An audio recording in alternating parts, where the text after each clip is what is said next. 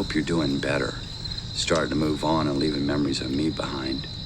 I know you'd hate to see what I've become, but it would make me feel better if you got some kind of pleasure out of it. You see, my second week here, stumbling around drunk, a walking cliche in a white Guayabera shirt and Panama hat, I got the shit kicked out of me and robbed. Stupid me, I was carrying almost every dime I had. Hell, I wasn't gonna be no tourist and carry American Express. I'm not writing my novel yet. I know. How can a guy who read nothing but Cliff Notes in school fancy himself a writer? But it's what I want to do, and Cliff Notes can be very inspiring in their way. Still, you must find me pathetic.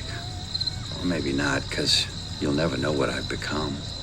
You'll never get this letter, because just like the novel, there is no letter. Gringos are the laziest people on the earth. It's the Esoteric Roberts, Eric Roberts podcast. We're talking about La Cucaracha from 1998. Roy, what's new? I think you mispronounced La Cucaracha. After our last few movies, it should be known as Citizen Kane. What's call. new is we made a terrible mistake last episode when we said that they had time to sneak in a sequel to Top Gunner. Yeah. And they totally did. They have a new sequel to Top Gunner out in time for the Top Gun Maverick. It just doesn't have Eric Roberts or what's his face, Lesko. I think it's called Top Gunner 2, starring Michael Parks.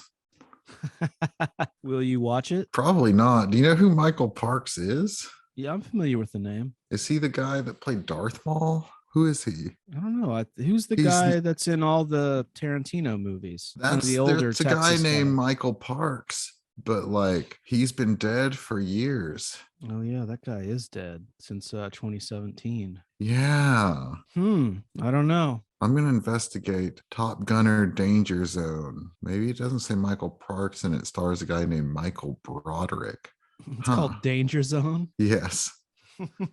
Oh, shit. Check this out. So you know how like Glenn Campbell does the special effects for the... Guess who directs Top Gunner 2? Glenn Campbell? No, Glenn Miller.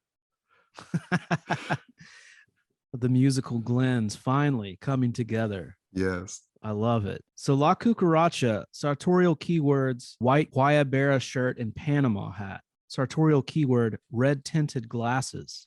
Yeah, those are pretty crazy. Did you notice any other sartorial keywords, Roy? I didn't look any up, but I saw his awesome gloves and his backwards hat. And yeah, there were some good gloves. My favorite was the shirt jacket, sweater, cardigan or something that Victor Rivers has. Mm-hmm. That was pretty cool. I thought he should be the sartorial king of this episode. I kind of thought it was a poncho. Maybe it was, but it looked more like it was a jacket or something. It looked pretty cool. So this is from 98. It would have been a few years after Heaven's Prisoners, which is probably the highest profile Roberts movie of the mid to late 90s. See, here's the thing is it from 98 or is it from 99? It's another mystery. What did you stream it on? I streamed it on Amazon Prime. Mm-hmm. But the thing about the movie is that it won the 1998 Austin Film Festival, but it wasn't released in America, at least, until April of 1999. April 23rd. Because whatever I streamed it on said 1999. And everything else that I see online on Wikipedia and IMDb says 98. So yeah, so it was ready to rock in 98. This is our second film festival winner after The Immortal Night Walk. Right, that Mickey Rourke won an award for. Yeah. For one day of work. Yes. Pretty legendary. This film was shot, in like 18 days or something, it says on IMDb, which is well over twice the time it takes Daniel Lusko to make a Top Gunner film. I don't remember, Roy. Was this a movie you owned on DVD at one point? I did, and watching it now, I'm not sure I ever made it to the end of it. I think I recognized some things. I was like, wait, did I finish this movie or not? I remember you talking about it a lot, and I remember seeing bits and pieces of it, but I also remember you quoting it. So that's this really movie hilarious. this is after Best of the Best. This might be the most famous movie quote he has after Best of the Best, and of course before that, Pope of Greenwich Village. Maybe the most famous Roberts quote is, "Why is I it ate famous? your poison and it made me stronger." Probably was in the trailer, and that was kind of a legendary moment. I originally found out about this movie from, I think, a screenwriting magazine from the year 2000, and the movie had already come and gone because it was an interview with Rod Lurie about The Contender, and he was talking about how he wanted to make a movie about the last day in the life of a pimp or something like that he wrote, starring Eric Roberts as the pimp, and Eric Roberts backed out. And he was like, Eric Roberts is famous for bad career decisions, and they were like, well, he has a good one right now called, or that just came out, called La Cucaracha. And I think they mentioned the line in there about him eating a live cockroach and then saying, I ate your poison and it made me stronger. And so it just kind of like lived maybe in my mind, and then in promotion for this film, and it became one of the things this movie was known for. It's just this crazy moment where I'm sure he didn't actually do it, I hope, but it looks like Eric Roberts ate a live cockroach. Yeah. In any of your research, did you happen to watch La Cucaracha, the 1934 musical film? No, I thought about it. Yeah, But I guess it's only 20 minutes long. In preparation, I did go to the theater and watch Top Gun Maverick. Oh, how was that experience? It was entertaining, but crazy. Like they go back to that, the bar or whatever they always hang out at in the first one. And Goose's son starts playing Great Balls of Fire on the piano, and all of the like young pilots all know all the lyrics to it and sing along. Weird. In 2022, it was very weird. And another thing is that guy Glenn Powell's in it from Everybody Wants Some. And in that same scene earlier, like on their jukebox, also all the songs in the movie except for the new ones by Lady Gaga, and I think at the beginning you hear some Highway to the Danger Zone. All the like soundtrack songs are all old classic rock songs and stuff. When they're shooting pool in this bar, the song Slow Ride by Foghat comes on, and Glenn Powell says, I love this song. And I was like, whoa, is that a callback to his Richard Linklater? Could be. That's the theme song. Is that song in Everybody Wants Some? No, but it's in Or is Dazed. it only in Dazed and Confused? Okay, my bad. But I see the connection. As another piece of desperate research, connection that you made, Roy, but I see it. It's another piece of research. I did try that new Blackberry Mountain Dew. Oh. It is not at Taco Bell. It's at BWW. Buffalo Wild Wings? Yes. I thought you were going to say that's the kind of ladies I like. BWWs. But it turns out that, you know who's not a BWW? Jennifer Connelly in Maverick 2. She's like, her face is as beautiful or more beautiful even perhaps than you've ever seen it. Like, she is gorgeous in this movie, but she looks like she weighs like 70 pounds. Yeah, I saw her in the trailer and thought exactly what you just said. It's freaking crazy. But what's even crazier are there are multiple shots of Maverick like dropping her off at her house, or her like going into her house and leaving him outside, and him watching her walk in, and they're like clearly like him watching her ass shots, but because she weighs like 70 pounds, she has no ass at all. Right. It's very weird. Like watching a 2x4 walk away. And also they ripped off Top Gunner, because Top Gunner had the main guy there, Maverick, his name was Cowboy, and one of the new pilots, his name is Cowboy. Damn. So there'll be some kind of lawsuit there. Yeah. Maybe all that money will result in a Top Gunner 3. I'm sure it will. Maybe before year's end, we'll see that. Yeah, because I bet there'll be more Top Guns and Top Gunners after this success of this new Top Gun movie. So this is a south of the border film. It seems like there was a lot of desert vibes around this period in the late 90s. I'm thinking about movies like U-Turn. Can you think of any others? We had Dusk Till Dawn a few years before. Yes. Starring one of the actors that shows up in this. Or actually, sorry, Desperado stars. Yeah, with Joaquin de Almeida. Who shows up in La Cucaracha. Who I thought, this guy that's Joaquin de Almeida, I thought he should have been the general in The Expendables. He's the guy I was saying that should be that guy. Mm-hmm. Yeah, good choice. He's a pretty solid guy. He's in tons of stuff. Clear and Present Danger right now. now, or maybe, I don't know. He was in season 1 of Queen of the South, at least. Also in 1998, Eric Roberts was in The Prophecy 2, where Christopher Walken reprises his role as the Archangel Gabriel. I've never seen it. I think I've seen it, but it's been so long, I don't really remember it. He was in a short film called Making Sandwiches, which was written and directed by the American actress and producer Sandra Bullock. Oh, wow. Yeah. Sandra's Sandwiches. You know what his character's name is in that? Julia. Interesting. Mm-hmm. Wonder how we. What was Julia up to in 1998? I think we talked about this. We did another 98 movie, I feel like. Well, we'd been stuck in 99 for a bit. We did still 2 or 3 are, movies. some would say. Yeah, it's debatable, right? Yeah. I feel like we did another night. I guess now that you list his credits, I guess we didn't do another 98 movie. I'm crazy. Well, maybe something from television. I don't have his television credits. Was 1998 the year that he did the one with Goose from Top Gunner 1, not Maverick? In Cold Blood? Yeah. It could be. It could also be the year of the Odyssey. Oh, good point. Gosh, now I gotta know. Odyssey miniseries is from 1997. In Cold Blood TV movie, 1996. Oh, wow. So that was when we were doing all those 96 movies. Could be a Roberts. This could be a 98 first. I think so. Julia was in Stepmom in 1998.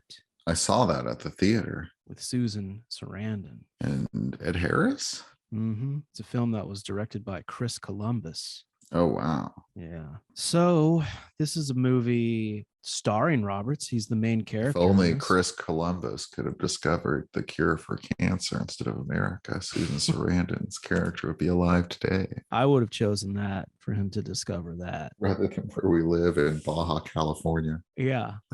It was interesting. You said it starts that we're in a south of the border film. And I think that might be the first lines of the movie might be Patsy Cline singing "South of the border, down Mexico way." Yeah, we get that song, and we get this shack out in the middle of the desert in the morning, and we get the teeming sound of insects. Mm-hmm. A motif. Which is beginning was kind of cool because it was like at first you saw his hat and his Guayabera shirt, then you saw the typewriter, and you thought, and the movie, maybe the star of the movie is the cinematography, and it kind of makes you think like you're about to see a cool movie about a cool guy. True. Right? Yeah. A guy that writes. Yeah. Then it's like I think you hear him like moan and groan. The shots suddenly like kind of to tell you, no, you're not seeing a movie about a cool guy. I'm going to tell you, Roy, I thought I was about to watch a movie about a cool guy. Seriously. I did too, except for that I'd seen part of the movie before. And I can kind of continue to think that for a while. He gets up, he's baking in this shack, he's sweaty. He gets up and he's holding his head as he's running into a village. Running at full speed to a village. Mm-hmm. Yeah. With broken glasses. That's another sartorial keyword we forgot was broken glasses. Yeah, good call. Sartorial keyword, rumpled clothing that he's wearing as he's running. Yeah, blood stained. And he rushes into a cantina and orders 4 cervezas, to which the bartender replies, "Every day más cervezas." What else happens here, Roy? He pours some of the beer on himself. Yeah, he pours a bunch out on himself. In his mouth. And yeah, he just sets to drinking. And at some point, we see him passed out at the table with more beer bottles. And he wakes up to witness a party with people in what looks like formal clothing. He overhears a conversation about a man who seems to be bereaved, and he also looks wealthy. It's Joaquin de Almeida. That's right. El Bucho. Playing Jose Guerra. Was that his character in Desperado, El Bucho? Yeah, the villain. The bad guy. Bucho. Yeah, he's ordering drinks for his party, and the bartender's like commiserating, consoling him, tell him whatever he needs and stuff. I think Roberts just passes out again. Yeah, I think so. He wakes up again at 2 a.m. at closing time to the bartender trying to rouse him, and he turns to the side and pukes a few times and then asks for food. Yeah, that's pretty funny. He offers to work for food and I think to pay off the beers. Yeah, which is funny that the bartender gives him all those beers at the beginning of the day, because you got to think like every day he has no money. Yeah, how many times? The bartender's just like, I'm going to give you all this beer. Yeah, not a very smart bartender. And then the bartender says, no one is lazier than gringos. Right. And then we see Roberts' character back in his shack in the middle of the night eating a plate of food. Nice. And we hear some narration of a letter that's being pinned to his ex, Lucy, in New Jersey. Oh, yeah, I couldn't remember what her name was. And Roberts' character is supposed to be writing a novel, but he admits to not having written any of it. And doesn't he also admit to not really having read much in school at all? Something about a bunch of Cliff Notes. He only knew Cliff Notes in school. Cliff's Notes. And then at the end, he says, of course, you'll never receive this letter because much like my novel, there is no letter. So he's just writing them in his head, basically. Yeah, but he reveals, I guess, that when he got to Mexico acting like a jerk, they're in a town called Santiago, Mexico, which kind of fooled me to think they were in Chile at times. I had to look it up. Right. But they... Wait, you mean to tell me that this didn't take place in Baja, California? Probably did. Yeah, probably did, Roy. It was shot in Los Angeles, California. Really? Yes, which had like Chatsworth and LA proper. Chatsworth, of course, in the Valley. Do you know one of the funny parts about Once Upon a Time in Hollywood, where what's his face, that girl, she asks Brad Pitt for a ride, and he's on La Brea in Hollywood, and she asks for a ride, and he's like, where are you hitching to? She's like, Chatsworth. I'm like, damn, that's a ways. But not crazy, but crazy in terms of like, if you're just driving around Hollywood, somebody's like, take me to Chatsworth. It's like, that's nowhere in your way. Never been to Chatsworth. How about yourself? I've been in the Chatsworth train station before, taking the Pacific Surf Liner up and down the coast for different reasons. Take the last train to Chatsworth and I'll meet you at the station. Hey, Roy, the Monkees sing that. Chatsworth has a thing in their train station that's like a museum to the train station. It's a little station. There's some kind of like thing, like maybe some movie was shot there in the train station too, or was used in old movies.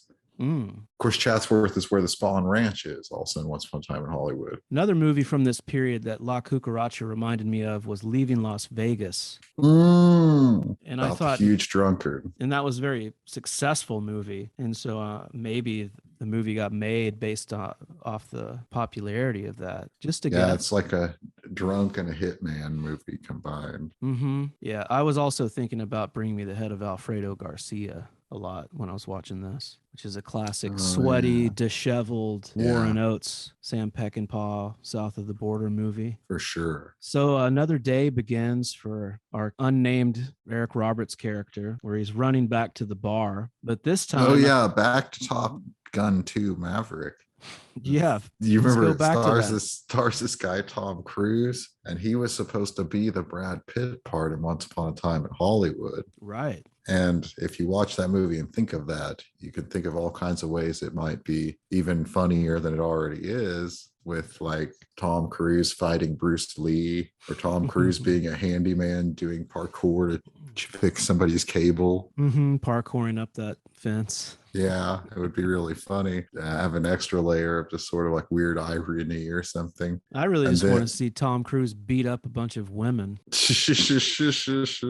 Murdering his wife. But similarly, last time we talked about Perry Mason starring Matthew Rhys, and one of the executive producers of that show is Robert Downey Jr. And the show was clearly written to star Robert Downey Jr. and he backed out. And if you watch, that's just like Once Upon a Time in Hollywood, where if you watch it thinking about that, it's like all the lines sound exactly like things you could imagine Robert Downey Jr. saying in his crazy Robert Downey Jr. way in a different universe. I'm glad it doesn't star Robert Downey Jr. How old is this Matthew Rhys character? I don't know. I just always think of Perry Mason. He's probably younger than Robert Downey Jr., but not super young. I didn't know if it was supposed to be like a Perry Mason kind of a prequel vibe to the Perry Mason everyone knows. I'd imagine he's in his early to mid 40s. Matthew Rhys, he's probably around our age. Yeah, I'm not sure. What was that feller's name? The original Perry Mason. Oh man, I usually can remember it so easily. Raymond Burr. Yes. Yeah, I don't know. I just always thought of him as an older, middle-aged guy. But I never watched a lot of kind of a Maury Coney kind of guy, Maury Povich. So what happens? Yeah, I never watched much either. Let's go to the second day at the bar, Roy. Okay, yeah. He runs back to the bar. Every morning he runs full speed to the bar to the sound of teeming insects, which is One of the cool things was movies like that sound of teeming insects kind of like represents to me like trouble of the mind. Yeah, the mind is a buzz. The mind is a swarm. Yeah, it's kind of effective. And he runs to the bar full speed again. And trying to think, I guess the only real thing when he goes to the bar, the first he passes by tons of people and chickens and like a fruit vendor and stuff. And now he goes back. And this is where he runs into, he gets accosted at night by Louis Graves. Man, can you imagine being a chicken guy in Hollywood? Like that's your job is to provide chickens for movie and TV. That's got to be the easiest animal wrangling ever. Yeah, I was thinking, it doesn't sound like that bad of a gig. It's a great gig. Just let them run around. Even if one dies, they're very cheap to replace. It's not a big deal. Yeah. We should become chicken guys. Yeah, there are lots of places in the world, and not so much in places where we've lived, but I guess I have, where people just like are known to always have chickens. Yeah. Well, here on the second day at the bar in this film, we meet this guy. His name is Lewis, and he's a chatty guy. He's played by the film's writer, James McManus. Yeah, Roy, what can you tell us about this James McManus? James McManus and the film's director, Jack Perez, they went to NYU together as in film school, and they previously collaborated on a movie called The Big Empty. It's another film noir. This one's set in Los Angeles that stars James McManus as a private eye. It was never released formally, I don't think. It's a low budget movie, and you can watch it on YouTube in full length, and I did. Came through again, Roy. Yeah, I even watched. James McManus has not appeared in a film in 12 years, even though, how did you feel about him in this one? Well, I mean, I right off the bat got a Mammoth vibe from him. I thought he was pretty good in this movie. Sure. And I also thought probably in his mind, maybe the Eric Roberts role was written for him. They couldn't get it funded with him or something, or thought, let's get a star. I thought maybe he wrote it, but he hasn't appeared in a film in 12 years since the movie Black Dynamite, which is also, I believe, available on Amazon Prime. And I watched it on Amazon Prime, in which he plays Richard Nixon. Now, Black Dynamite is a parody of blaxploitation movies. Yes. Yeah, I remember when that was around. Starring Michael Jai White. And, it features Tommy Davidson, and I besmirched Tommy Davidson, disparaged him on this program before, but he was kind of funny in it. He's getting older. Yeah. I don't know if I've seen Tommy Davidson in 25 years. Yeah, well, this movie itself is over a decade old. Another thing, did you want to say anything else about your findings? About McManus? Yeah. Just I was really surprised that he hadn't been in more. I also found that he might be career corrected by Peter Sarsgaard. Yeah. Who reminded me a lot of, that's who he most reminded me. I was like, this guy reminds me, he has real Peter Sarsgaard vibes. Mm-hmm. Who was really good in the Batman that we saw. Yeah. Who did he remind me of? His delivery was definitely felt like something from like the Spanish Prisoner or something. So I don't know. Like we get into this thing with this character where he's supposed to be a guy who's trying to impress you with things he says. So it's like all of his lines are trying to be a turn of the phrase. I thought it was kind of just a thing, less his acting style and more his interpretation of his own character that he wrote, was that the guy that everything he said was trying to be profound. Yeah. And he confesses that he's an unpublished writer. Yeah, he doesn't until he says he's unpublished at first. At first, he just makes it seem like he's a writer. Then he's like, people pay you for it. He's like, no, I wish.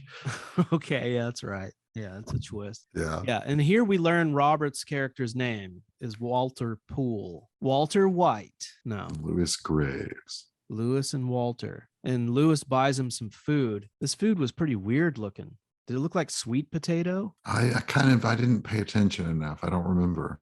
Yeah. I mean, I was expecting refried beans, but the closer I looked at it, it looks like yams or something. But anytime Roberts eats in this movie, he's starving. So he's just gobbling food. He's really enjoying the food here. And he tells the Lewis guy that he's hiding because he killed a man and he enjoyed it. Yeah, Lewis asked him how it felt. He said, I liked it. Felt good. So later in the night, Walter walks out by himself laughing at his lie. So you learn that he did not really kill a man, that he was just trying to impress Lewis. And you see him staggering through the village, and he staggers past a house with a lady inside of it, a very beautiful Hispanic woman. Now, it looks like she's a nanny or a mother. Yeah, it's hard to tell here. Yeah. She's played by a woman named Tara Crespo. Tara Crespo. Tara Crespo. Yeah, but you see no husband or anything like that. And Robert. You know who was in Black Dynamite as well was Miguel Nunez. How do we know Miguel? From Christmas in Compton. Yeah. EsotEric Roberts alumni, Miguel Nunez. Yes. Hell yeah. So as Roberts is leering at this woman longingly, can you leer longingly, Roy? I don't know. Probably so. Lewis appears from behind. As I can. Lewis appears from behind, and I guess he explains that he's been kind of watching Roberts for a while. And he says, a woman where you need a woman, and a girl where you need a girl. Kind who will take care of you even when she's letting you think she's taking care of you. Yeah, I screwed it up. You're gonna have to edit that out. Kind who will take care of you even when she's letting you think you're taking care of her. Did I get it right that time? Yes. This is where Lewis asks Roberts if he'd like to kill another man. Oh yeah, McManus, he got the "and" credit in Black Dynamite, which usually goes to Eric Roberts. Now, I'm not known for paying attention, Roy, but I did watch this scene twice. And in this scene, I swear that Lewis says that he will pay Roberts $1,000 for this job. I think he says 100,000. He says 100,000 later. There's no question about that. But he says 1,000 in this scene, and it confused me. Unless it's just like a real weird muffled audio track, and I just didn't get it. But I ran it back because I felt when I first heard it, I thought that's not a lot for killing a man. And in the next scene, we find them in a cave. Yeah. And we see like some henchmen with semi-automatic machine guns, and Lewis tells Walter all about the job that he's proposing, that it's to kill a bad man who raped and murdered a teenage boy. Now, this is where the 100,000 gets stated, and that's what made me run it back to the other scene. So I don't know. Our devoted listeners out there can watch and rewatch. Speaking of hitmen, I tried to watch Jack Perez's more recent directorial effort from the early 2000s called Blast Vegas. Yeah. Starring Frankie Muniz, but it featured John Landis as a hitman. Whoa. What's crazy about it is like Frankie Muniz plays a guy who goes to Vegas to party with his college bros who only tolerate him because he does their homework for them, I guess. They just keep calling him a runty nerd, but he's the only one of them that's famous. So it's like really kind of strange that he has all that Malcolm in the Middle money. And he's like, you know what I want to do? A movie called Blast Vegas where people just keep constantly referring to me as a runty nerd. It's pretty brave that they would cast John Landis as a character who kills people. I didn't even think of that. So what did you say about runty people? That Frankie Muniz, he would just take this role even though he has all that money from Malcolm in the Middle. Like he's like, I love acting so much that I'll take this role where I'm just like made fun of the whole movie. He's also like a pretty celebrated race car driver. Oh, really? Yeah, it's he does something with racing. That's why you don't see Frankie Muniz anymore. Oh. You see more Oscar Nunez than Frankie Muniz, know what I'm saying? I don't know who that is. Or whatever that guy's name was that was in Christmas in July. Miguel Nunez? Yeah. Christmas in July. It was our Christmas in July. Yeah. Christmas in Compton last July. Wow, Roy, we've been doing this for a while. Mm-hmm. We never even celebrated the year anniversary of EsotEric Roberts, which we may have been every day. Yeah, we may have been together in the flesh when we hit that year anniversary. I don't remember. I don't think it was January of last year that we started. Yeah. You want to squeeze something fun in the next minute, really maximize our time? Anything about Top Gun Maverick that you can think of? I'm sure that I have something. Hey, is Val Kilmer in it? Yes. How was that? Great. Yeah.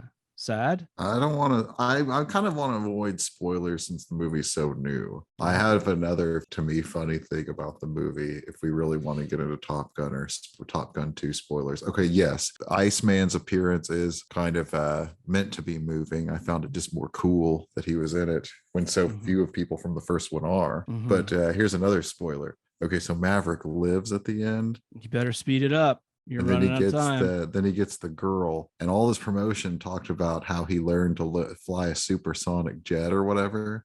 And the end of the movie, after every like possible moment of the movie is over, you finally see him actually fly, not a supersonic jet, I don't think, but just a plane. And you could tell that they were like, that was the only way they would Fucking cockroach. Fucking most vile, useless creature on the face of the fucking planet. But that's okay. That's okay. Because you're older than every fucking living everything. Huh. Goddamn dinosaurs had nothing on you.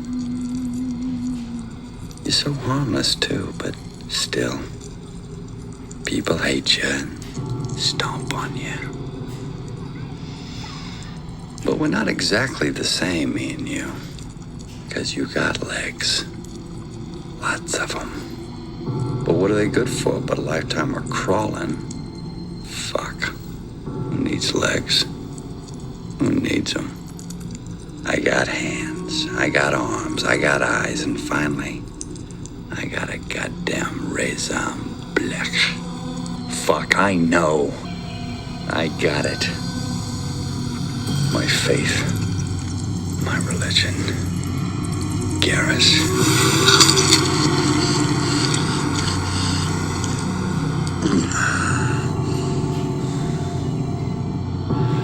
Hell. I ate your poison and it made me stronger. So as I was saying before, I was so rudely interrupted by Zoom and their skinflint ways that Tom Cruise, he could fly a plane as long as every other moment of the film was finished and edited, and they knew they didn't need reshoots. Back in La Cucaracha, they're in that cave that we talked about. Yes. And Lewis is explaining the gig that he's going to pay Roberts a lot of money. The movie is either from 98 or 99, and it's about either $1,000 or $100,000. We're not sure. We are sure it takes place in Baja, California. That we're certain of. And Lewis explains that this is a man who has raped and murdered a teenage boy, the son of Jose Guerra. A 16-year-old boy. Guerra, or as Guerra. Walter's character calls him, Garrus. He puts an S at the end of it when he says it, right? I don't think know. they ever Good corrected question. Roberts during the production. Jose Guerra. And just let his character say it wrong the whole time, which is all right. It works. Well, there's another part where somebody asks him if he has a raison d'etre, and then he just says he is. They make a joke about Roberts wanting to be a writer but not having the great vocabulary, and he calls it his raison de blech. Yeah, which is repeated a few times in the movie. Yeah. So Guerra, his son, has been raped by this guy Roberto Ortega, as well as murdered, and he is the only man in town who's richer than Guerra. And apparently, according to Lewis, he's committed several similar crimes and gotten away with it all. So Walter doesn't want to commit to this until he meets this Jose Guerra in person. So the next day he's taken to meet him. Is it a school or a church? It's some Catholic. It is a church. Catholic-centric place. And feels like a church to me. I'm not sure. And this is where we once again see the actor, what's his name, Roy? Joaquin de Almeida as Jose Guerra. As Guerra. And he comes in and he lights a cigarette. He's one of those guys who holds the cigarette real high on the fingers. I guess really low. He holds it lower towards the lit end, which is always just a crazy flex. I've never understood people that do that. It sticks out to me every time I see it. Likes to live dangerously.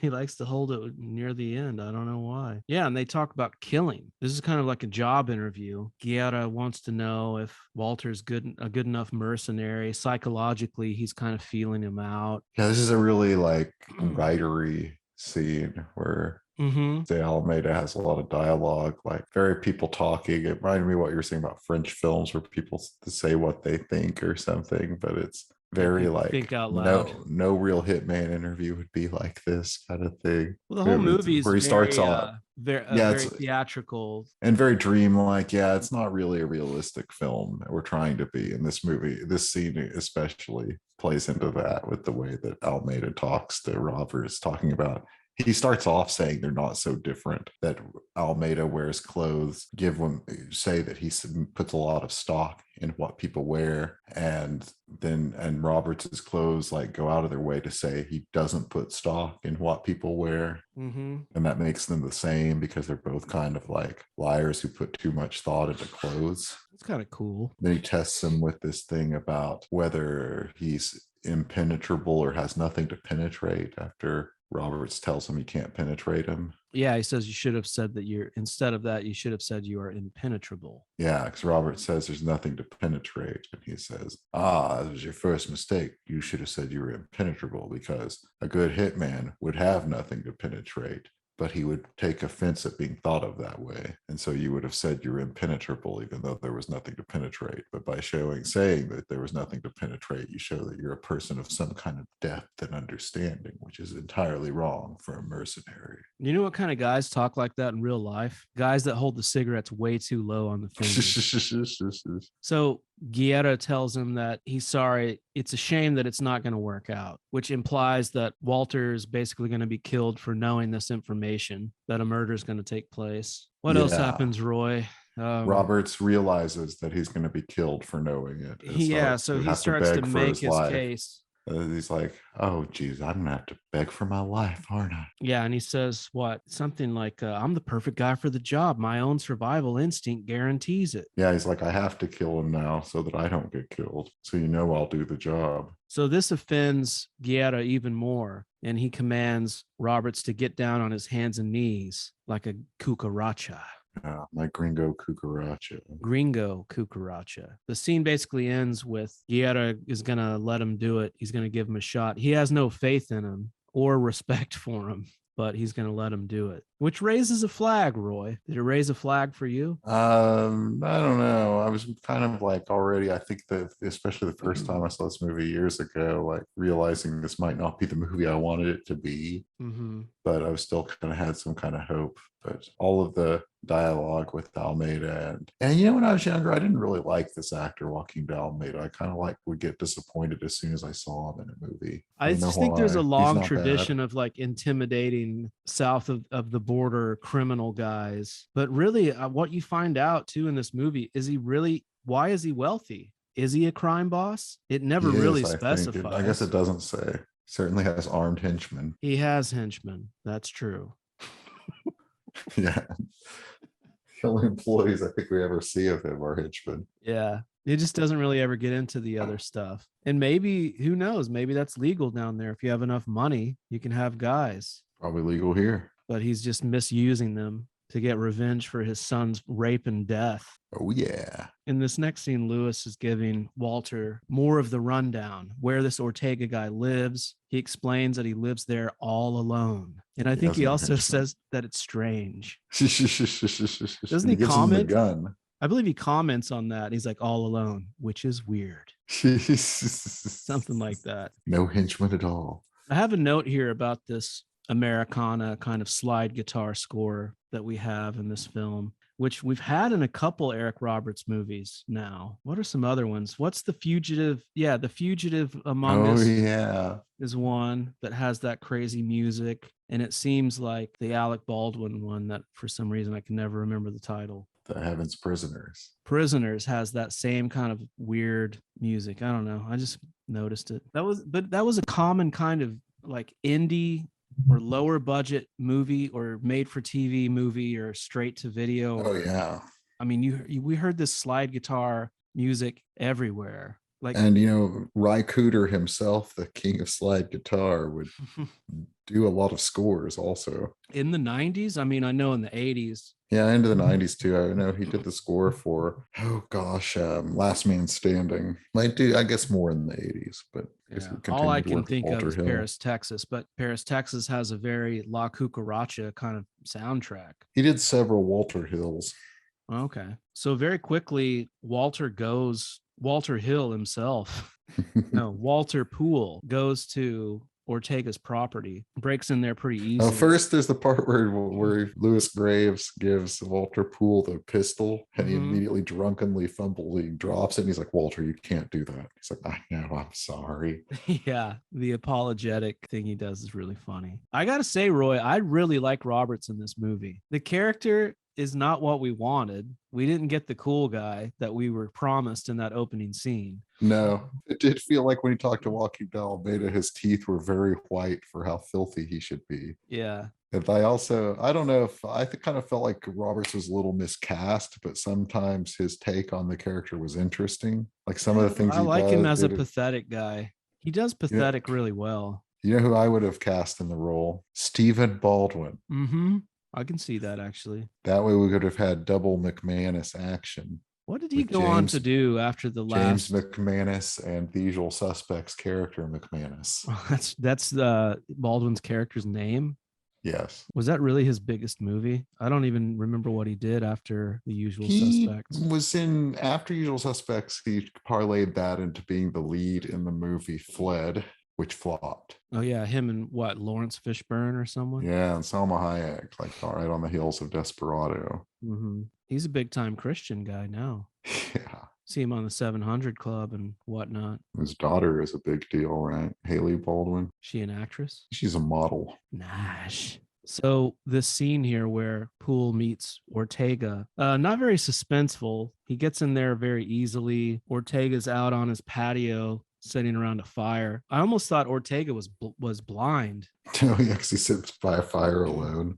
Well, yeah, I mean, that doesn't make any sense, but just the way that he's talking without looking at Robert. Yeah, and he doesn't look at him. He senses that he's there. And I thought that was going to be some kind of reveal, like, oh, this guy's blind. He's the blind child rapist. Here we have another classic EsotEric Roberts connection, because two plays Alberto Ortega. Well, it's not David Agresta, unfortunately. No, it's Victor Rivers. And what is the greatest Victor Rivers role of all? Remind me. Magic in Blood In, Blood Out, the henchman of Damien Chapa. Nice. For all you Chopaholics out there.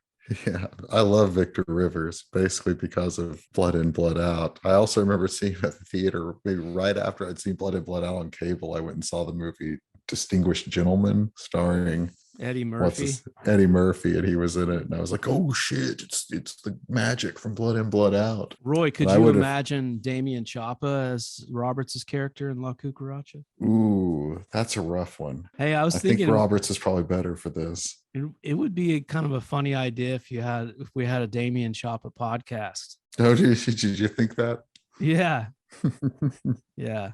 We can talk about it later off mic. Okay. But yeah, sorry. What were you saying about Blood In, Blood Out? I would have bet a lot of money that Victor Rivers was going to be a big deal. Yeah, and he's good in this scene. Yeah, he plays a very different character than he did in Blood In, Blood Out. But he never really became famous. Well, Roberts draws his gun on him, and Ortega tells him, do what you've come to do. Roberts says, you shouldn't have done what you did. Ortega very calmly denies that he did anything. And then he asks what they paid Roberts. Basically, we find out that he's like, if you were worth the money they paid, I'd have been dead 5 minutes ago. Then he's like, what, they paid 2 pesos for this? He tells Walter that Guerra killed his own son. He discovered that his son was a gay young man, which, by the way, it's Pride Month, Roy. That's right. I was going to bring that up, that this is our Pride Month movie. Yeah. And, Roberts is like, when he tells Roberts that Guerra's son was gay, Roberts is like, is that why you raped him? Did we do It's My Party during Pride last year? Because that was our big Roberts gay film. Yeah, I don't remember, but it had to have been close. Yeah, I'm not sure when we did that one. Maybe a little before. Might have been, I guess it's still spring, but that's a good question. It might have been June, either May or June, probably. So Ortega explains that he did have. That's one of my favorite episodes of our show. You like that one? Yeah, that one was pretty good. Yeah, it was pretty good. So we find out that Ortega and Guerra's son were in a relationship with each other, to which Robert says, what, Roy?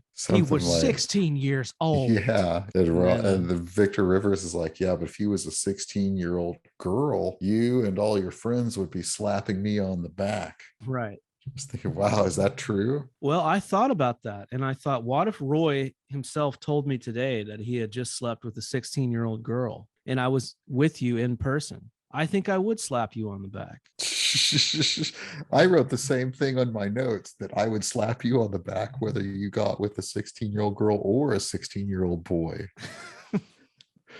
And I like your answer better. Moreover, I had inclusive. A dream. Last time I mentioned one of my dreams, and I had a dream since that episode where I threw a house party for people at my church, and you were there, ED. And you did me a favor by keeping a girl company in this living room couch while I took her hot friend to the kitchen to bone her. It's a good dream. Did it have a good ending, or was it one of those your brain is mocking you moments? It was a happy dream. I had a very similar dream actually recently where I was dying of AIDS and I had a house party, and it was going to be the last house party, and Bronson Pinchot was there.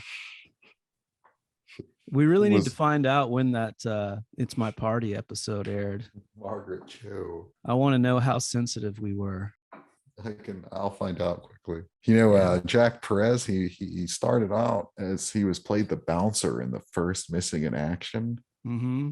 Then I guess at some point, I don't know, he went to NYU. That movie's from like 1984. But then his first directorial credits, I think, were he directed an episode of Hercules, The Legendary Journey. And then he directed the pilot for Xena, Warrior Princess.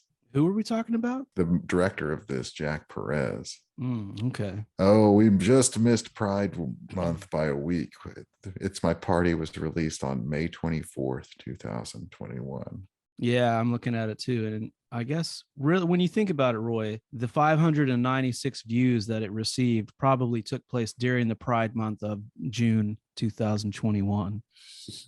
I hope so. Maybe we'll really get a lot this month. Me too.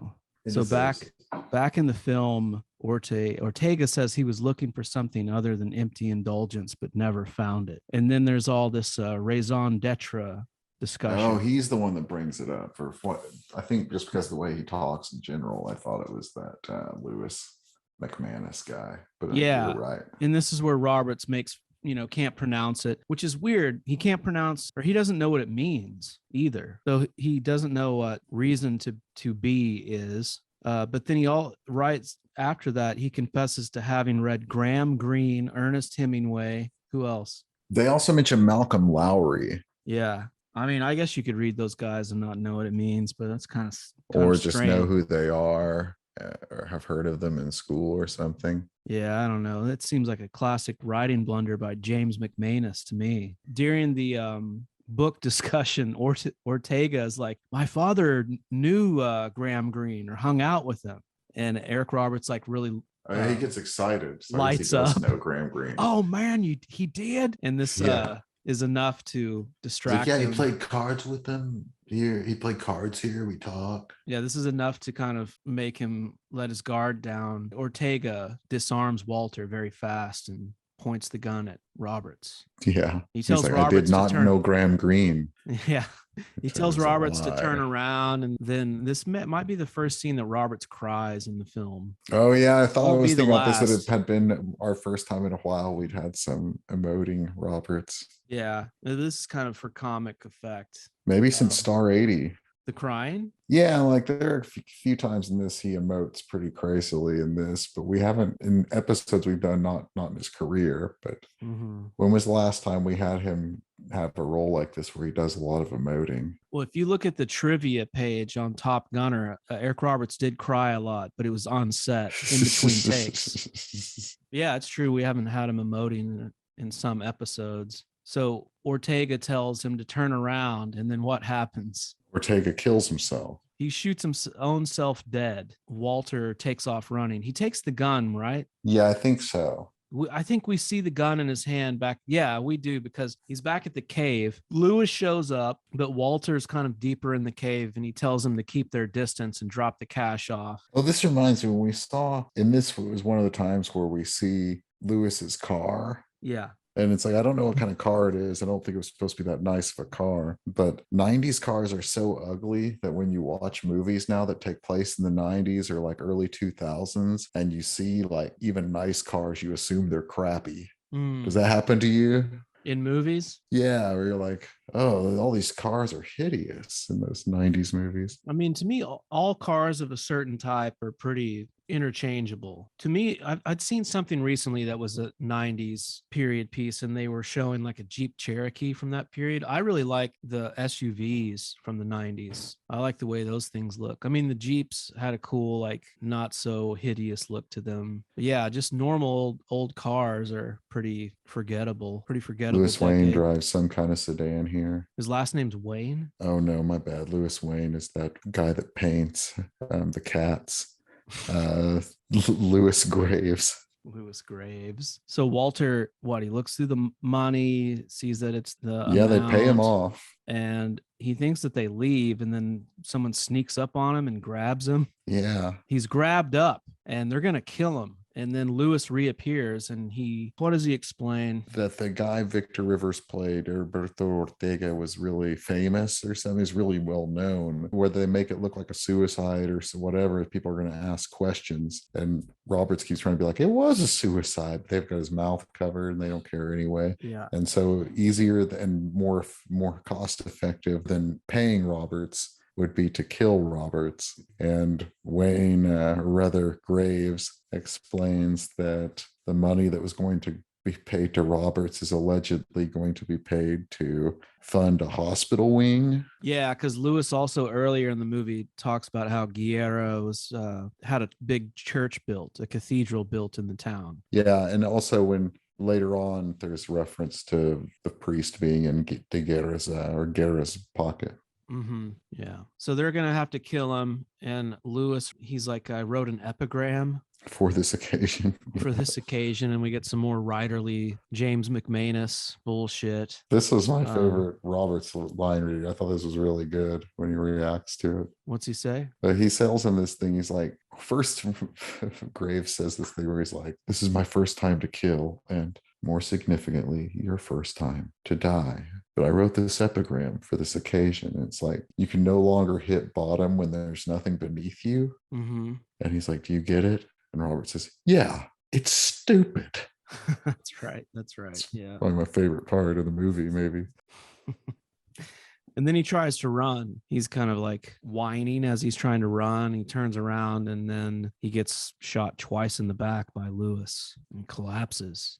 It was a lot easier for Lewis to shoot somebody than it was for Roberts earlier. And very soon after, it's the next morning, and there's a grave outside somewhere. And Eric Roberts is digging himself out of the ground, having survived getting shot twice in the back. And then the next place we see him is a hospital. Must have drug himself there. And we later find out that the hospital is like 70 miles away from Santiago. Yeah, maybe, I guess, I don't know, maybe they buried him really far out there. Mm-hmm. He dragged himself there. Yeah. Discovered and transported somewhere far away where he could be worked on. I don't know. Meets this younger guy who's an orderly. Who's dancing about? Yes, this is the most famous person in the movie. Yeah, let's talk about him. It's Michael Pena from such films as Ant-Man. Yeah, he kind of went on to have a decent career. He's the biggest star in the movie at this point, because I think if you ask the average young person if they know who Michael Pena is, they see those Marvel movies and he's in a bunch of them. Yeah, and he's like a fresh-faced young kid in this. Yeah, I didn't realize he was so young.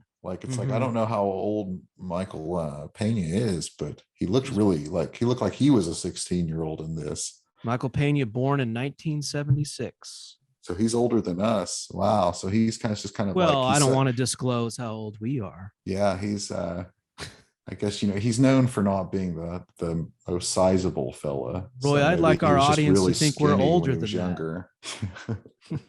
He's skinny, this really skinny, fresh-faced guy in this. Yeah, would have been just over 20, but he looks like he's like 15 or 16. Yeah, and he explains to Roberts with hilariously frank bedside manner. Well, the first thing Roberts asks for is a cerveza. Yeah. Then water, and then he drops the glass of water, and the orderly explains to him that he's paralyzed. Yeah, and just like lifts his legs and drops them in front of him and stuff. It's pretty funny. Michael Pena's pretty good in the movie. Yeah, Roberts is pretty devastated at this news. Oh, and as he's explaining it, right, is this when the lady, the female patient in the bed next to Roberts, just starts freaking out and with the rosary in her hand, in hilarious racist filmmaking fashion, that they would kind of lampoon this kind of scene, and Freddie got fingered with the women in the hospital going crazy. Yeah. Fun fact, the actress Elsa Maldonado, who plays that female patient, she played Michael Pena's mother in the movie World Trade Center. Oh, you think they remembered each other? Probably, yeah. They share this scene here. Yeah. Well, this is around the time that we see the cockroach. Oh yes, and then there's the male patient watching Eric Roberts as he's talking to him. So if he's talking to Eric Roberts, talks to the cockroach as it crawls on him. Yeah. Well, we first see the cockroach crawling on a crucifix, which is a pretty gnarly image. Nice. Yeah, it crawls down the wall. It starts to crawl all over him. And this is where we get that famous line that you talked about. Yes, where Eric Roberts takes the cockroach and shoves it in his mouth and eats it. And he makes the commitment to seek vengeance. And he says, I have a raison d'etre now. Yes, get vengeance on the people that did this to him. So this is where we see him rolling around through this hospital. He's emptying bedpans. He's paying off. He calls it his Porsche, his wheelchair. Yeah, singing for his supper. Yeah, it's like he has to do all this hospital work to pay off his medical bill. Yeah, and get the wheelchair, because how are they going to discharge him? He just crawls out of there with no wheelchair. Crazy. Mexico's a pretty cruel place, Roy. Yeah. So yeah, he eventually gets out. I was thinking this might be my favorite wheelchair movie I've ever seen. Can you think of a better wheelchair film? Born on the 4th of July. Yeah, this is better than that. What about Raymond Burr on the TV show Ironsides? He was a wheelchair guy in that? Yeah, I never watched it. Is that why they called him that? I think so. Oh, I just thought it was like, his name, like Michael Ironsides. Yeah, who Tom Cruise plays in the new Top Gun Maverick. Well, it all works out. He does get the wheelchair and he is released. And he asks Michael Pena where the town of Santiago is. And he tells him it's 60, 60 yeah, this is where miles. When he gets out of the hospital, this is when he has his new crazy outfit too. Mm-hmm. And the with red the backwards hat and the red glasses and the crazy gloves. Yeah, he's looking crazy. When we see him wheeling toward Santiago down these rural Mexican roads, dirt roads. He hitches a ride on a goat truck. So he's in the back of this goat truck. There's a crazy scene where it goes under trees and it seems to knock his hat off. And that did not seem to be scripted at all. I don't remember that. I kind of like I did think this was kind of like a good scene in general of just him freaking out on this bumpy road. Yeah. In the back of this goat truck. Yeah, because what happens is he rolls to the edge of the truck bed, and for a low budget movie, there's a lot of production value with all of the stuff about like the Mexican stuff that I guess they did in Chatsworth and Universal City and in LA, like just all these goats and stuff and all the stuff we see on the street scenes and things. This is kind of a well-produced movie. Yeah, probably harder work to wrangle goats than chickens. Yeah, very true. And Roberts falls out of the truck bed along with some goats, and one of the goats like gets the gnarly tailgate breaks or something. This chain. One of the goats becomes roadkill. We see it in the next shot. And he's all dead with a broken leg. Wow. Yeah, and that looks pretty real. Like that kind of looks like a real goat to me. Yeah, I was more distracted by just the really fast spinning wheel of the wrecked wheelchair before it pans over to Roberts next to it. And I was thinking that some guy, like his job was to just, when they called action, right before they called action, to just spin that wheel as hard as he could over and over, get it really going for that shot.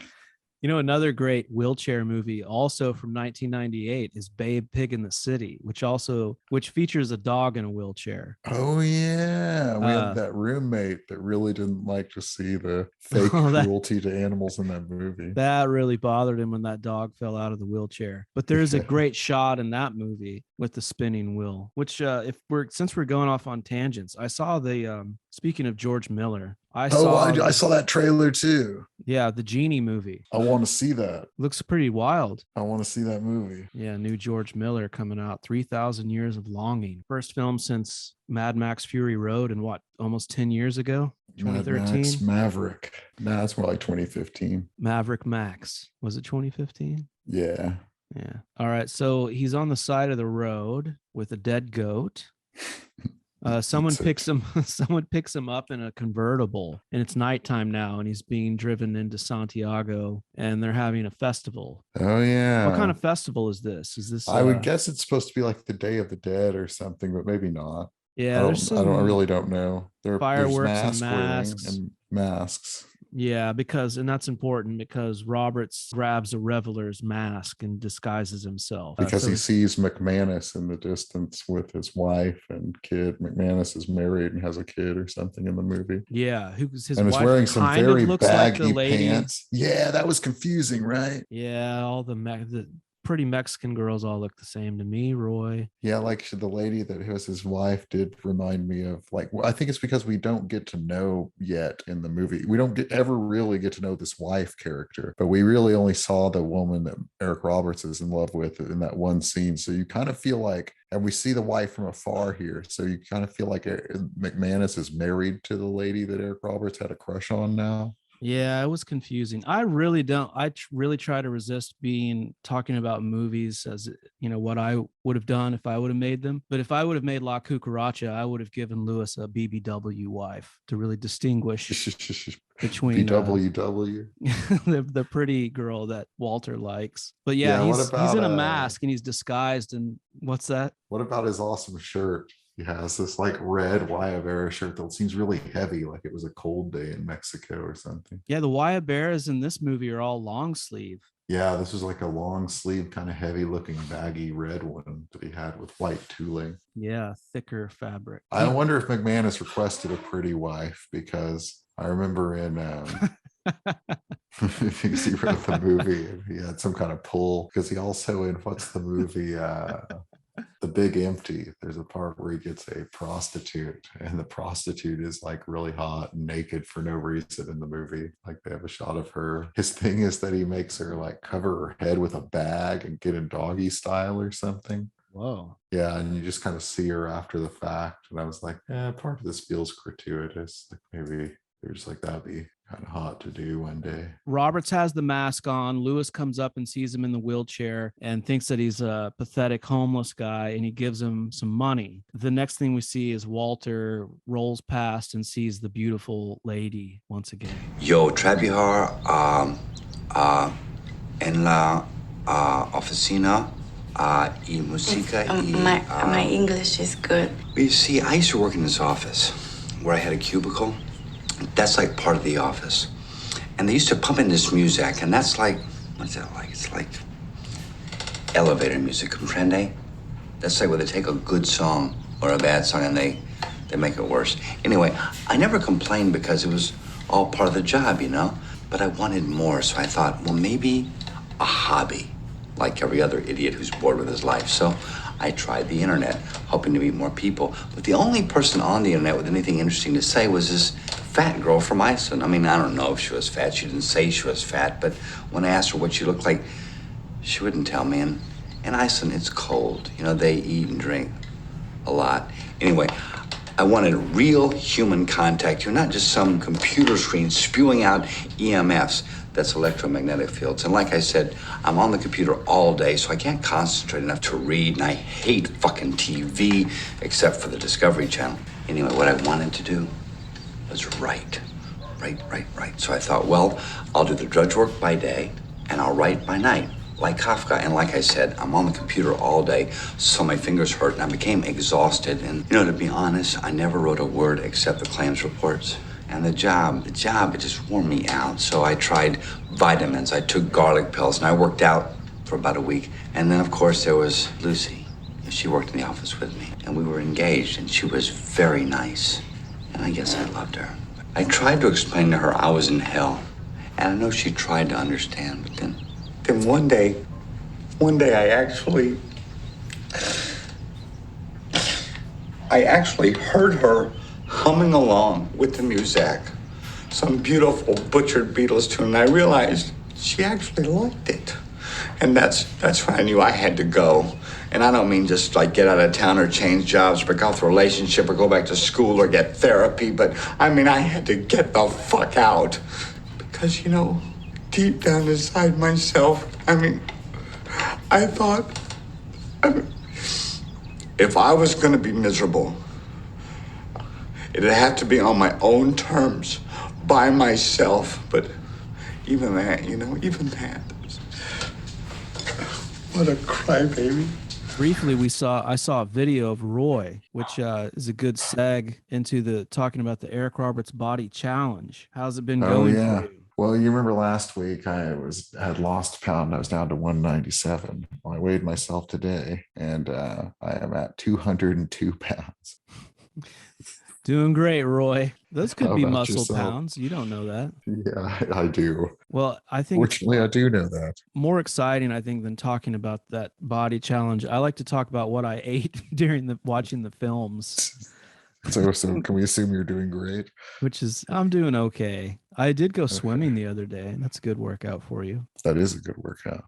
There's a community pool where I live, and I look forward to hitting that pool up all summer long. I was eating some No, I didn't have pad thai. I was eating Thai food. I was eating drunken noodles and some chicken skewers as I watched La Cucaracha just today. Watched the movie just today, Roy, right before we started recording. Very nice. Fresh in my mind. Anything too exotic. I had a lot of ice cream. Yeah, you still hitting the Brahms? A lot, yeah.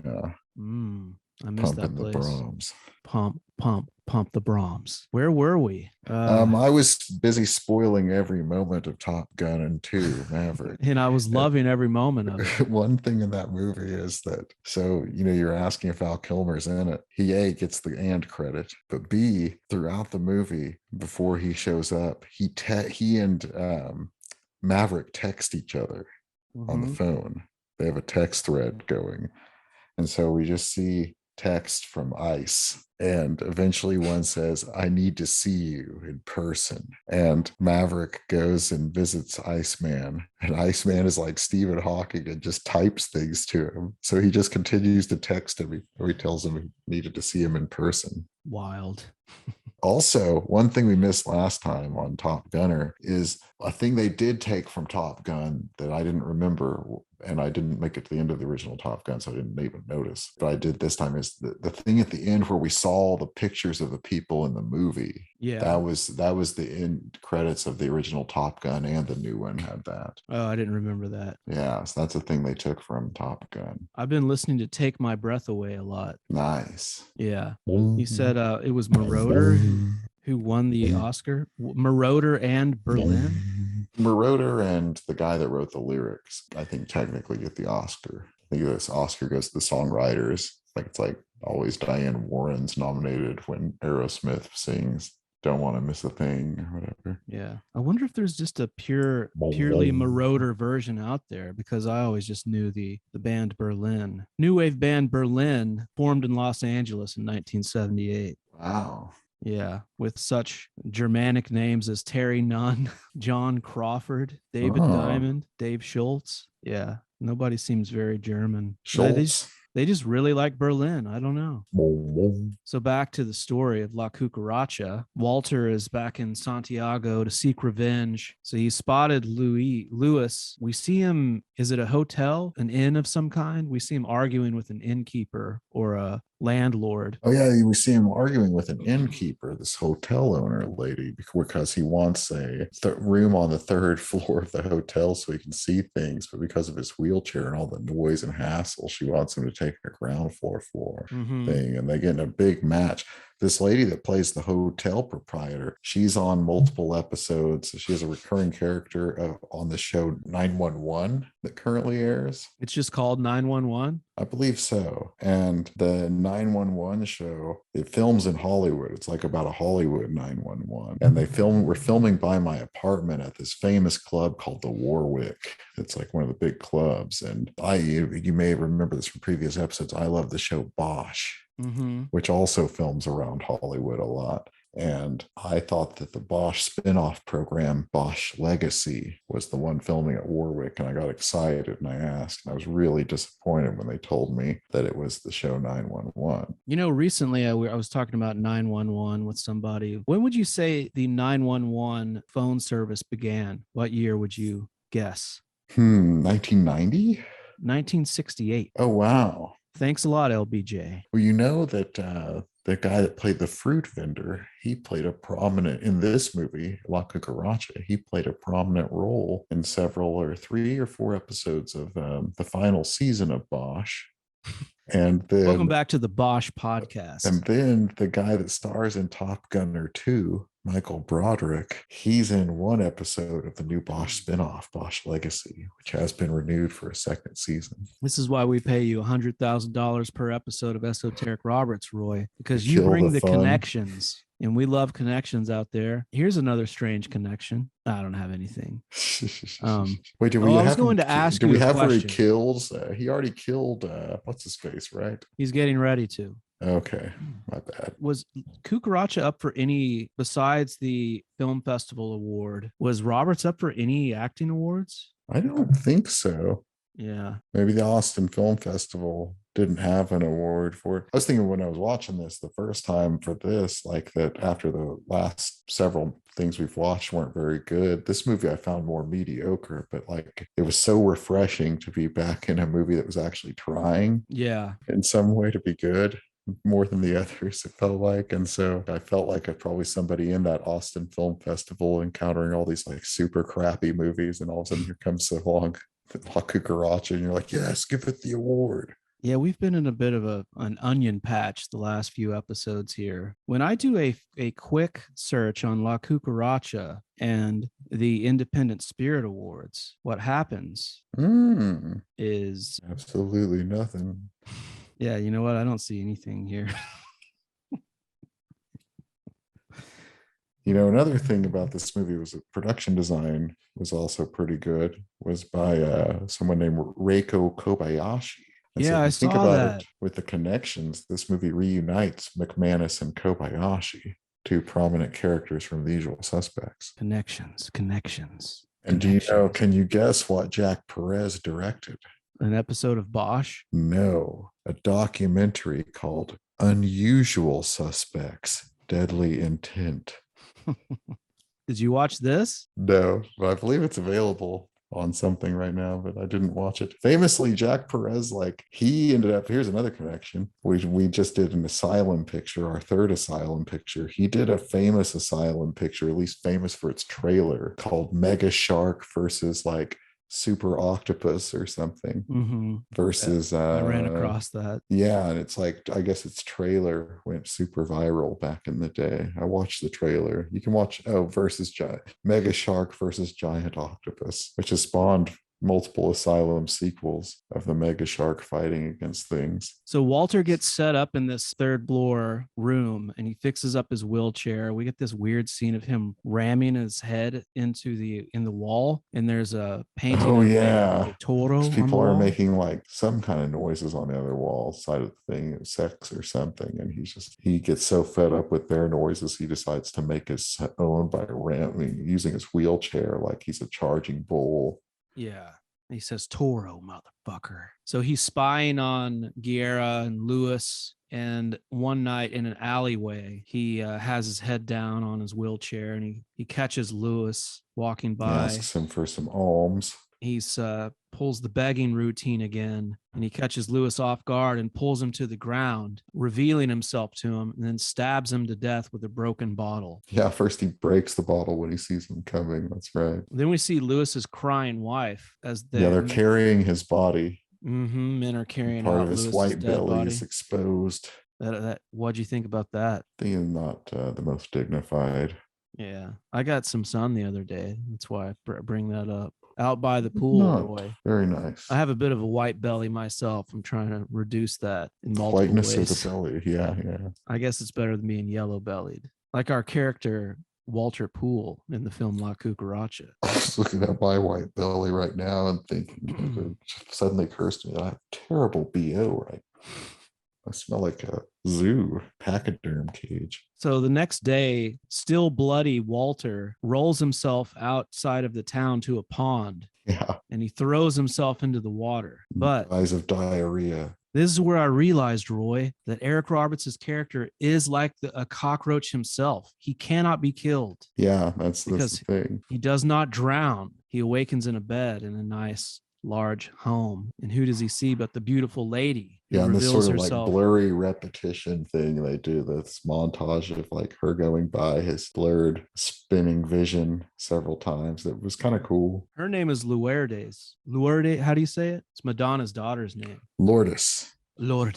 Yeah, he's in a big placid estate. He's very happy to see that she's there. He asks if anyone else knows that he's there. Forget what she says. I think she says no. Yeah, because he's hiding out from murder. She tells him that she told her mom and somebody else. Yeah, so the next thing we see is he is eating greedily once again for like fourth time in the movie, as the lady is telling him that explaining how she found him. I don't remember. Yeah, that she found him in the pond. Brought him back to her estate. Well, then Eric Roberts tells his character story. That he was a guy with an office job. He had a boring... In New Jersey. Yeah, he was living like the most depressing, boring, like straight world job. He hated music, and he was with this girl, Lucy. Mm-hmm. He needed a hobby, so he tried the internet. That didn't work. He meets this girl from Iceland on the internet. Who he assumed was fat. Yeah, because he asked her what she looked like, and she wouldn't tell him. He's like, Iceland, it's cold there, and they drink and eat a lot. Yes. So he gets engaged to this lady, and then one day he hears her humming along to the music. And this is where Eric Roberts has his second crying scene in the film. Maybe it's third. Yeah. This was a common theme in a bunch of 90s movies, really culminating in American Beauty, the idea of like the depressed office guy. So Gen X, such a Gen X kind of idea. Mm-hmm. Yeah, the Chuck It All fantasy. The whole movie Office Space is about this. Yeah, a ton of movies. I mean, even Fight Club. Mm-hmm. It really culminated in the late 90s. And so he explains that he just chucked it all and just went out to Mexico. Yeah, with no plan to maybe be a writer, even though he wasn't a big reader. Oh, I think he tried to be a writer already when he was in New Jersey, but his job just got in the way or something to him. So, of course, the next big reveal is that he finds out that Lourdes is getting married to Guerra. Yeah, the state he's on. Eric Roberts sees them in bed together. Where's the part where he says, is this the part or when he's talking to Guerra later, where he's like, when you were naked? Yeah, I saw you naked, Garrus. Eric Roberts shatters a mirror and puts his hand around a sharp mirror shard and purposely cuts his hand all up. Wait, do we skip where he works up the courage to hit on the chick?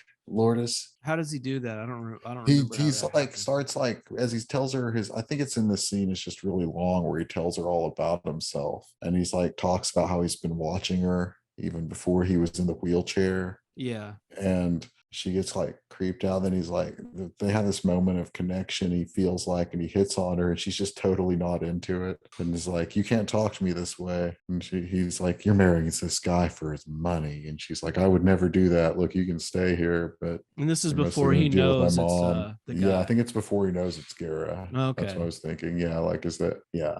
Because then it's like when he sees that it's Guerra, that's when he decides to maybe kill himself with this broken mirror shard. Roy, did you spot any crazy Eric Roberts finger in this? No. I didn't either. Also, back to the Eric Roberts body challenge idea. I don't think we ever really see him without a shirt on in this. I did think that, like he's really into spinning that, moving his wheelchair fast. And I was thinking that like, also in this sequence, yeah, like when he's talking to Lourdes, he says like all these things he did to try to change his life and buck himself up in New Jersey. And one of them, he's like, I started working out for about a week. And I was like, bullshit, Roberts. You're always in amazing shape. Right. Yeah. It's another time I was like, I was taking vitamins, garlic pills. Yeah. I really feel like he is kind of miscast as the guy who's like really down on his office job life and gave it up. And this kind of, yeah, it feels like, Eric Roberts said yes to the movie more than the movie wanted Eric Roberts. Here's a wheelchair movie that's almost as good as La Cucaracha. Rear Window. Oh, yeah, with Raymond Burr. Yeah. How about the movie Silver Bullet, where Corey Haim is being terrorized by a werewolf and he's in a wheelchair? He's in a really cool looking wheelchair. I need to see that movie. Yeah, he's in like a tricked out wheelchair. I saw parts of it as a kid. You know, never all of it. They remade Rear Window in our very year of 1998 with Christopher Reeve and Daryl Hannah. Do you remember that? Yes, I do now that you mentioned it. I totally forgot about that. Tell me that you watched that as part of your research. No, I didn't. Damn you, Roy. Damn you. All right. I also didn't watch some of Jack Perez's other films, like his unauthorized biography of the Brady Bunch. Hey, you know, famously in '98, you had the dueling apocalypse movies. The comet movies, Armageddon, or the asteroid movies, Armageddon versus Deep Impact. Yeah. And you also had Dante's Peak versus Volcano, I believe, in the same year. But I think that was later because people were talking about it being like, I think the Dante's Peak thing may have been 1999. Okay, well, you know, same era. Yeah. But something people forget about is the dueling wheelchair films, the remake of Rear Window versus La Cucaracha in 1998. In 2006, Jack Perez directed a movie called 666, The Child, but he used a fake name, Jake Johnson. And I guess he also used a fake name for Mega Shark versus Giant Octopus, Ace Hannah. How about the movie? It's pretty crazy though, that La Cucaracha, you know, it had all this heat, had a good review from Ebert and stuff. And then like immediately, like Jack Perez and McManus, they never went on to anything. It's like Jack Perez's next movie is the unauthorized TV movie about the Brady Bunch final days. Yeah, you kind of think this would have launched some stuff because you think they would have gotten something. Yeah. What happened?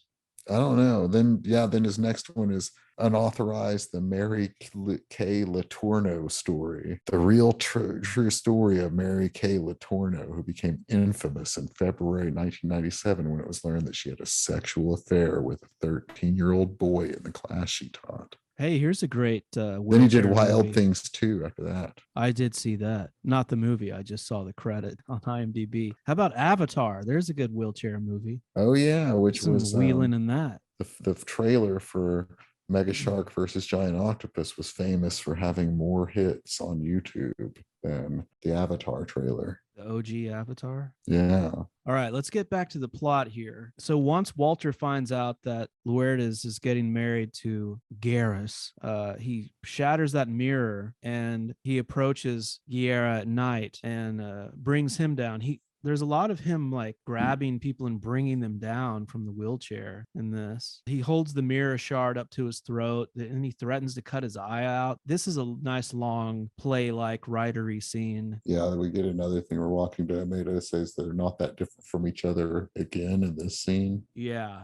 Because they both would rather, he tells him if he kills him that he'll be killed too. And that Roberts doesn't want to die. And he's like, yeah, I do. He's like, getting yourself killed, what will that solve? He's like, my life. And he's like, you'd rather live in misery than die. And that way we are the same.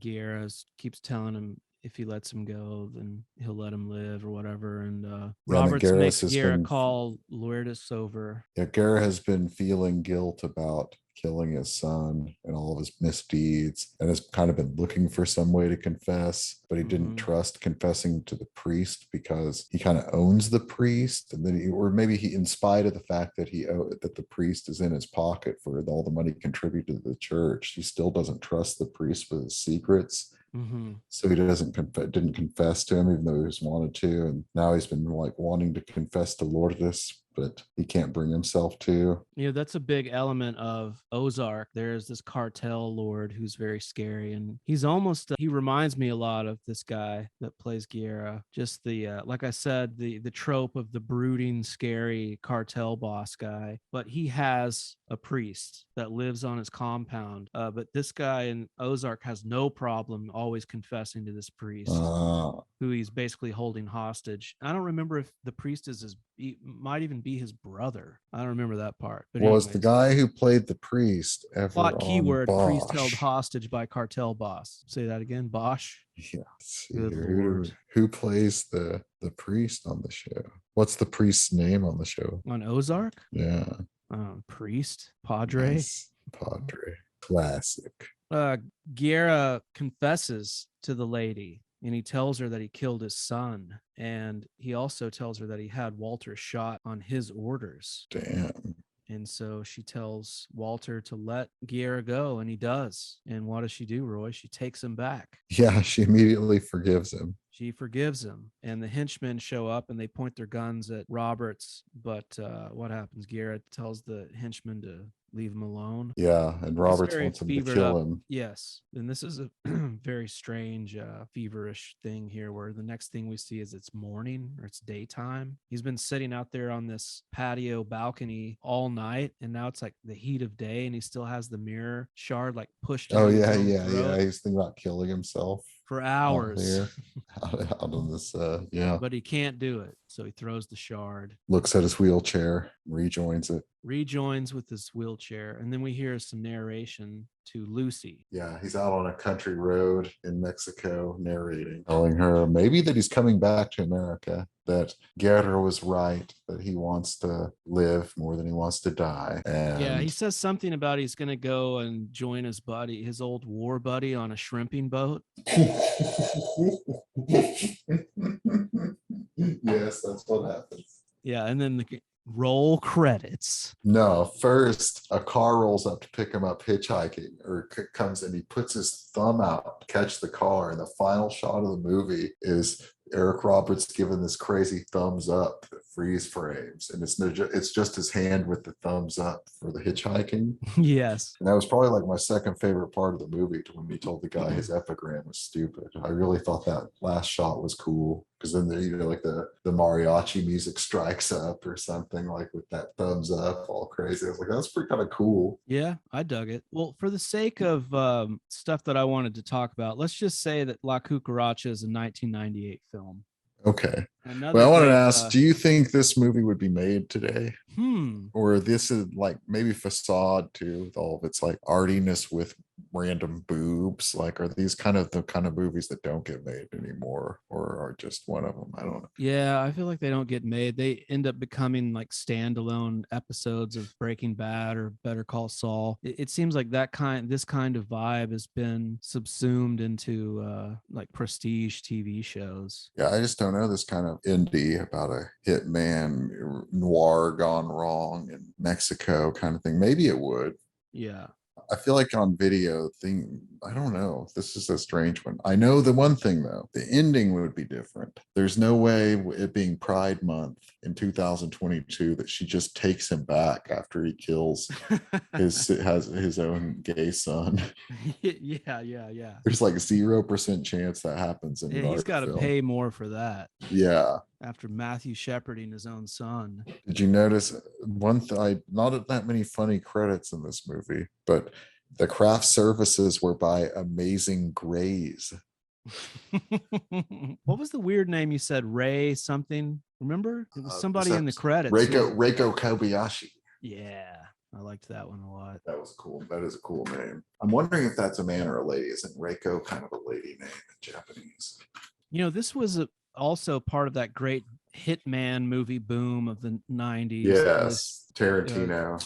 QT is responsible for that. Trying to think of I don't know. Those went for a while. I think culminating in the big Mark Wahlberg hitman action movie. Yeah. That's a movie I forget exists a lot of the time. Wonder when that one came out. Probably like 1998, 1999, somewhere in there. 98, 1998er. Nice. So, yeah, I did want to talk about some movies that I liked from this year, but I also thinking about desert stuff and hitchhiking and stuff. One of the great desert films of 98 would be Fear and Loathing in Las Vegas. 1998 was a great year for comedy. It truly was. You have The Fear Wedding and Loathing Singer. Was there. You also had Dirty Work. You got Rushmore. Yes. You have The Big Lebowski. Probably the biggest comedy hit of the year. There's Something About Mary. Yeah, all those movies are good. True. They're great.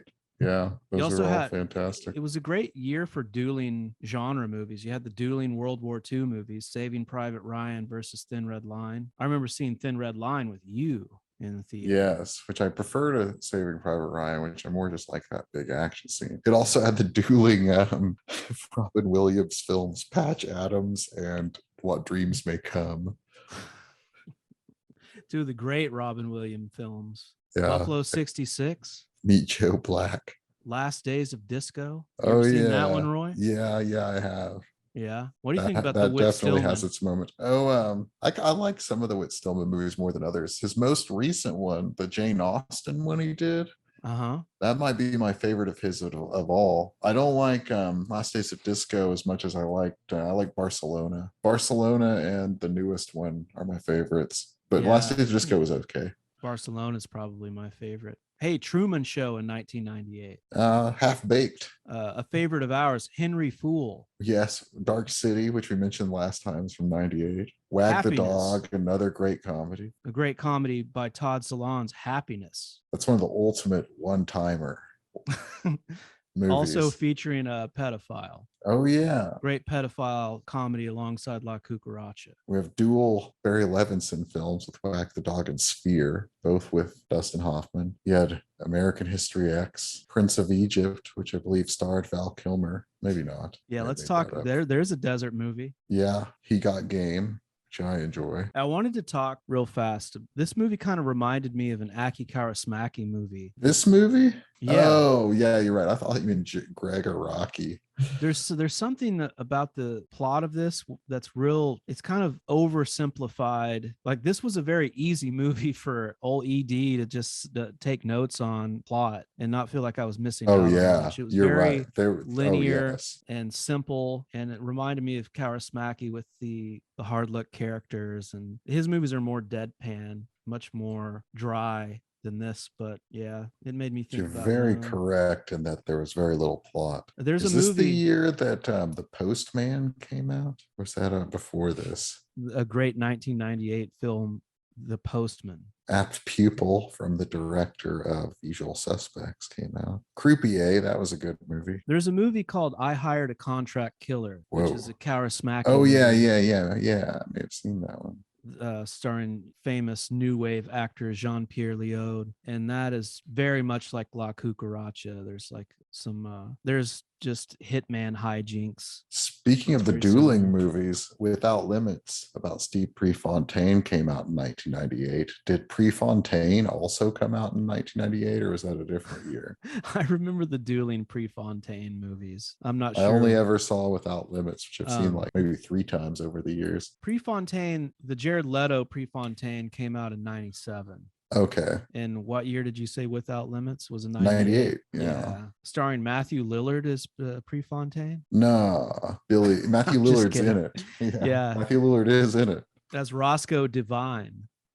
Some supporting character. Without Limits has aged well. I remember being disappointed by it when I rented it on VHS from Buchanan's grocery store. But now when I watched it on HBO Max, I was like, yeah, I like that movie. Billy Crudup, really on the rise in 98. Have you been thinking about a selection? Any year in particular you'd like to visit? Well, I'd like to watch that Purgatory movie. That's another one of the 99's ones. Made for TV Western, Purgatory. Could be fun. An Eric Roberts Western. Yeah, we haven't done a Western one. Would you call La Cucaracha a neo-Western? Does it take place in modern times, or just any movies after the Western boom, or neo-Westerns? Let's look on YouTube and see if they give us a Purgatory. I was talking about Cucaracha. Oh, it is kind of a Western, and it is a neo-Western and a neo-noir. Mm-hmm. Right, in the same way that Alfredo Garcia is both those things. Oh, I think Purgatory is on YouTube. You know who starred in Purgatory was Sam Shepard, and he starred in the movie Thunderheart, which was also a neo-western and neo-noir with Val Kilmer, who starred in Top Gun 2 Maverick. Come back for the next episode and more Crazy Roy connections. So I guess, Roy, this is where we would say, what would we say? Adios, Maricones. Yeah. Make sure you edit those out for Pride. Yeah. Hey, we have fun here, but we're not being serious. And I wish everybody a happy Pride, and we'll see you back on the next episode. This was a coffee episode for me as opposed to a booze episode. Poor Senor Guerra made the horrifying discovery that his only son was a maricón. A what? A faggot. A faggot. So that's why you raped him?